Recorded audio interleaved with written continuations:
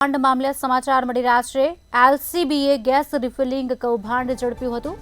2 દિવસ બાદ પુરવઠા વિભાગ દ્વારા તપાસ દાખલ કરવામાં આવી હતી, ત્યારે આરોપી કિરીટ ઉર્ફે ગિરીશ પટેલનો આ કૌભાંડ હતો અને તે ચલાવતો હતો। આરોપી પોતાના મકાન પાસે ઓરડીમાં ગેસ ભરી આપતો હોવાની વાત સામે આવી હતી, ત્યારે એલસીબીએ આ તમામ કૌભાંડ ઝડપ્યું હતું। જિલ્લા પુરવઠા વિભાગે પોલીસ ફરિયાદ પણ નોંધી હતી, ત્યારે ગેસની સિલિન્ડર સહિત 2,31,000નો મુદ્દામાલ સીઝ કર્યો હતો। પોલીસે આરોપીને પકડી વધુ તપાસ શરૂ કરી છે। નડિયાદમાં પશ્ચિમ વિસ્તારમાંથી ખેડા એલસીબીએ ગેસની બોટલને રિફિલિંગ કરવાનું, વેચાણ કરવાનું અને કૌભાંડ તે ઝડપી પાડ્યું હતું। ગેસના સિલિન્ડર સહિત 2,31,000નો મુદ્દામાલ સીઝ કર્યો હતો। પોલીસે આરોપીને પકડીને વધુ તપાસ શરૂ કરી છે।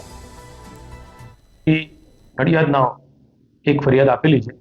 ફરિયાદની હકીકત જોઈએ તો એની અંદર તારીખ 26/12/24ના રોજ એલસીબી ખેડાને બાતમી મળેલી કે નવરંગ સોસાયટી ખાતે એક ગેસના બોટલ્સ રિફિલિંગ કરવાનું, જે રેઝિડેન્શિયલ હેતુ માટેના જે ગેસના બોટલ છે એને કોમર્શિયલના બોટલમાં રિફિલિંગ કરવાનું એક કૌભાંડ ચાલી રહ્યું છે। તે આધારે તેઓએ તપાસ કરી અને વિગતવારનો રિપોર્ટ મામલતદાર શ્રી નડિયાદને આપેલો, જેથી નિયમ અનુસાર જિલ્લા પુરવઠા અધિકારી છે, પછી પુરવઠા નિરીક્ષક છે અને નાયબ મામલતદાર પુરવઠા, આ તમામની ટીમે જે તે જગ્યા પર જઈને ખાતરી કરેલી નવરંગ સોસાયટી ખાતે। ત્યાં કિરીટભાઈ ઉર્ફે ગિરીશભાઈ ચીમનભાઈ પટેલ નામના જે આરોપી છે એ એમના ઘરે એ પોતે એ ગેરકાયદેસર રીતે જે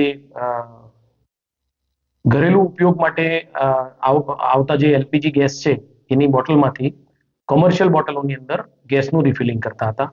70 જેટલી બોટલો મળી આવેલી અને 20 જેટલી ખાલી કોમર્શિયલ બોટલો હતી। એમાં જુદી જુદી ગેસ કંપની, ભારત ગેસ છે, ઇન્ડિયન છે, ઇન્ડિયન ડોમેસ્ટિક, પછી એસપી ગેસ વગેરેની જુદી જુદી બોટલો હતી અને સાથે સાથે ફિલિંગ કરવા માટેના સાધનો ત્યાંથી મળી આવેલા। તો એ પુરવઠા વિભાગની અને નાયબ મામલતદાર પુરવઠા, જિલ્લા પુરવઠા અધિકારીની ટીમે આ બધી મુદ્દામાલ જે છે અંદાજિત ₹2,31,600નો મુદ્દામાલ સીઝ કરેલો અને સીઝ કર્યા બાદ આ અનુસંધાને તપાસ કરતા જાણવા મળેલું કે આ જે આરોપી છે એ કોઈ પણ જાતના એક્સપ્લોઝિવ પરવાના વગર આ પ્રકારની પ્રવૃત્તિ ગેરકાયદેસર રીતે કરેલું હતું, જેથી તેઓએ પોતે જાતે ફરિયાદી બની અને નડિયાદ પશ્ચિમ પોલીસ સ્ટેશનની અંદર આવશ્યક ચીજ વસ્તુ ધારાની કલમ 3(7) અને બીએનએસ કલમ 287 અન્વયની એક ફરિયાદ દાખલ કરાવેલી છે।